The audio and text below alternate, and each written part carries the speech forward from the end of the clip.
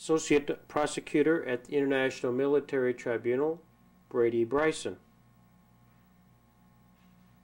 Lieutenant Bryson had the responsibility of the prosecution of Hjalmar Schacht. Schacht was an economic wizard.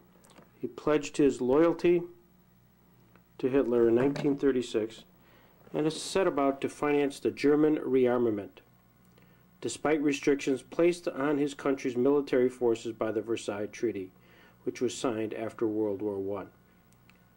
Schacht served as the Minister of Economics and President of the Reichsbank through 1939. However, he was opposed to many Nazi policies, including the elimination of Jews from the economic life of Germany. As a result, Hitler had him thrown into the concentration camp for the last 2 years of the war. Here's Brady Bryson. Schacht admittedly strained all the resources of Germany to build up a Wehrmacht which would provide Hitler with an instrument for realization of his desire for Lebensraum. Quote, Schacht, colonies are necessary to Germany. We shall get them through negotiation if possible.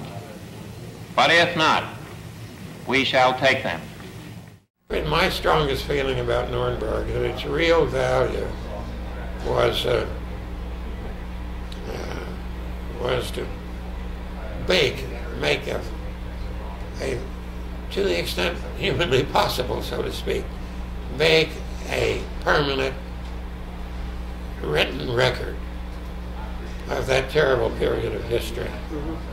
And that it was the history that was valuable. After all, the war was over. Right. There wasn't a war to fight.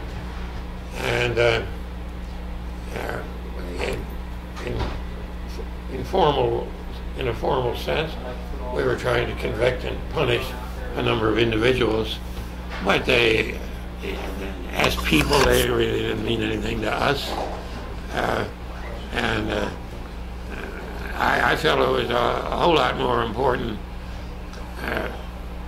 that the record be made rather than whether or not the person was convicted and whether he was hanged or put up in prison for life or where he might be right now. You know, that personal side of it, I thought, was given the primary play in the press. But I thought the really important and valuable thing was the written record that would always be there and that people would always study and make use of. And therefore, what Nuremberg had to teach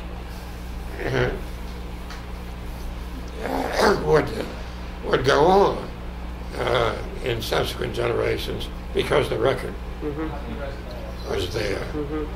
The names, including even Bob Jackson's name, would become just a name of some vague identity to maybe members of the bar 2 or 3 generations later. Right.